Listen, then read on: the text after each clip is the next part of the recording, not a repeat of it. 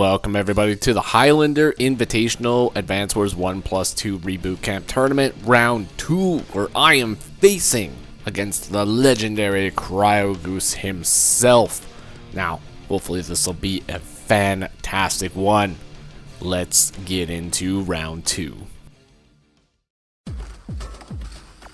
So Round 2 was played on a map called Full Metal Front. This is a very straightforward map. No pun intended, because it is a very straightforward map. There's pretty much only one route that you can possibly go, and it is forward. So you can see in the center, there are many labs that are very, very contested. Now, Cryogoose decided to open up with an APC right away. Sends his APC back and builds a tank, but I decided to go on a little bit of a different route. I went tank day 2. Now, I wanted to go tank day 2 because I figured that getting a vehicle superiority here would be the key.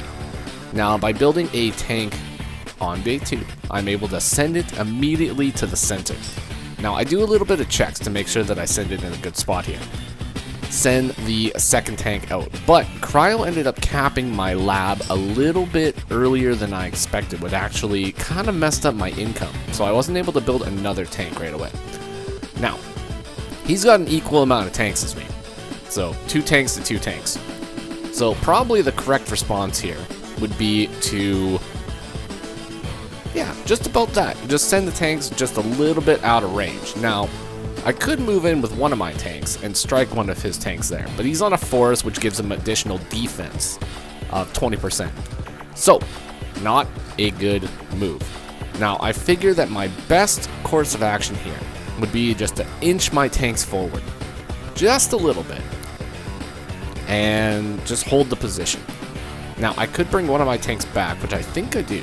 Yeah, so I bring my tank back and I put them sort of in a diagonal line here, which means that they can both pretty much strike the exact same spot, but they're both defended from Cryogoose's tanks also, who is playing as Clone Andy, I might add, who is basically just Advance Wars 1 Andy. Gets a very, very quick co-power, but no super co-power in Advance Wars 2 mode. Now, Cryo also builds a mech, and the mech is now in range to reinforce with the APC, which is going to be pretty good. But I think Cryo does a little bit of a blunder here. He actually moves both of his tanks forward into range of my tanks, places one of them on a road. Now, even if he was to place one of his tanks out of range and just have the tank on the city, I probably would still go in and take the attack. Considering that I am able to hit his tank with 2 of my tanks, I think it would still be good for me overall. But I managed to take out 1 tank early, which is fantastic. Cryo decides to build a battlecopter. So battlecopters are going to be pretty effective on this map. They're very, very quick, and they're not hindered by any sort of terrain. So, what do I do in response to this? So he moves one of his tanks forward to attack one of my tanks, so I decide to punish that move. And I end up taking out 1 more tank, bring one of my tanks back for a little bit of a resupply. Now, I think the labs in the center here are pretty cool, considering that you don't actually get any healing factor from the labs. So they're kind of just sitting there, you know? They're kind of just sitting there, not really doing much for you, aside from getting some income. Now, Cryo's got a tank and a mech in the front line right now, but I have 3 tanks right now, which is pretty good. Pretty good. This is called Full Metal Front, so you kind of want to get those metallic units out there as quick as possible. Now, Cryo also brings another one of his tanks forward, sits it on a road, but considering that I have 3 tanks that are all in range right now to attack that tank, I figure it's a pretty easy decision to move in there and actually attack the mech with my anti-air, bringing the anti-air forward to actually ward off the battlecopter as well. So the battlecopter could move in and take an attack, but anti-airs will pretty much automatically one-shot a battlecopter if it comes too close. So Cryo plays a little bit defensively, puts his tanks a little bit in the back line here, right by his HQ. And now he's trying to figure out what to do with the battlecopter. So bringing it south is probably the correct response here. But I have a lot of tanks. And I'm playing this Jess, who is the vehicle specialist. Gets 110% firepower with vehicles, which is pretty good. It's pretty good indeed. Now, I do see an attack on the infantry on the mountain, so I decide to take that, and I position my tanks in a way to protect my infantry that's capping the property right now. Because there is a day limit on this. So whoever has the most properties by the time the day limit is reached will be declared the winner. So you don't necessarily need to win the game outright, you just need to have more properties than your opponent by the end. But I do have a pretty good position right now, considering that I have lots of tanks in the front line. Some of them may be injured for sure, but having those numbers is very, very important in Advance Wars. So I build another tank, another infantry. I have the anti-air in position, and I have many tanks. And I have an APC now. So, APC, very, very good unit. Very, very good unit. You can funnel infantry forward very, very quickly. But it's very map dependent, you know. On a map like this, where combat happens so quickly, it's a little bit of a hindrance to your overall gameplay.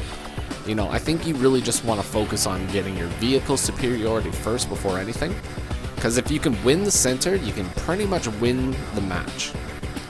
There's a lot of tiptoeing that you have to do. Now, I take a little bit of time on this turn because I'm considering whether or not I have the ability to break this wall and go down and hit that battlecopter.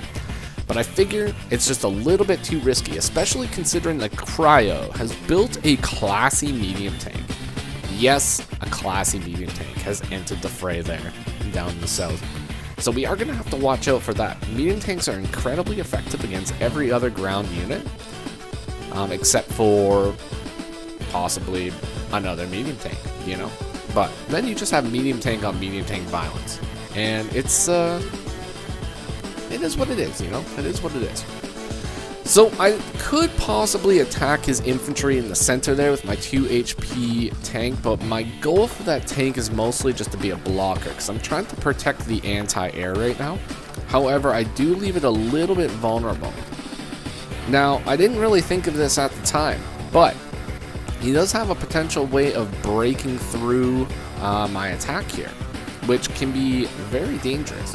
If he manages to break through, which he does, he attacks my anti-air, which is pretty tough for me, pretty tough. Not necessarily what I wanted to happen today, but he does it, and then he pops his co-power, getting a little bit of a heal, which I think is good. Andy, especially Clone Andy. If you want to get any sort of like serious momentum, serious tempo as Andy, Clone Andy that is. I think going up and attacking and then using your co-power afterwards and being able to utilize the defense bonus and then get that extra heal is pretty effective in my humble opinion. Because you'll be able to negate any counter damage that you take. But I do manage to see a few attacks here, right? So I see a way to take out 2 tanks, and then that's about it. I take out 2 tanks and send a couple more infantry forward. I do have to figure out what I'm going to do about this medium tank, right? So I decided to build a medium tank of my own, another classy medium tank, decided to join my infantry together so I have one healthy infantry sitting on that city. I think that's pretty important. Not necessarily the most important thing, but I want to have it, and I gotta have it. Gotta have it, folks. That's what you gotta do. Now, the only counter I have to this battlecopter at the moment, too, is a battlecopter of my own, which is protected by the majority of my tanks. So if Cryo decides to push up, then he's gonna have to deal with my battlecopter. But he makes a very good move here, and actually attacks my infantry from the north there, which is actually just a little bit outside of my battlecopter range, so I'm not going to be able to attack it. Even if I use my super co-power here, I only get additional movement and firepower to ground units, which are ground vehicle units, so just my tanks, my artillery, my medium tanks, all that stuff. It doesn't actually increase the firepower or movement for my battlecopter, so I have to keep the battlecopter protected here. But I do move in my units and take a bunch more attacks. And Cryo is just sending the medium tanks at the moment here. He's got 3 medium tanks on the field, so I have to answer in kind with medium tanks of my own. That's pretty much the only option I have. Any sort of vehicle unit that I make that's not going to be a medium tank is not going to be able to contend with the medium tanks, unfortunately. And Neo tanks are stinky and dishonorable, and nobody really wants to build them, you know? We don't resort to using black hole technology around here, unless we have to. But if we have to, it's pretty stinky. Now, I see possibly an attack that I could do here, but I decide to hold off just a little bit longer because he's got that rocket that's going to be incoming here pretty soon. So I decide to just shimmy my units around and form a defensive line at this moment. So I have my Super Co-Power ready to go, so I could potentially pop it and get the additional movement of +2 and the firepower bonus. Crowd decides to use a couple little animations here, which I think are pretty fun. If you're gonna play Reboot Camp, you know, you can toss a couple animations on every now and then, just make it super fun. But he sends the medium tank forward right now and attacks, and he does manage to get quite a few attacks here. Quite a few attacks, but the problem here is he has pretty much left a very direct and open line to all of his medium tanks. So if I pop my Super Co-Power, those medium tanks are probably gonna get hit. So we're gonna see here.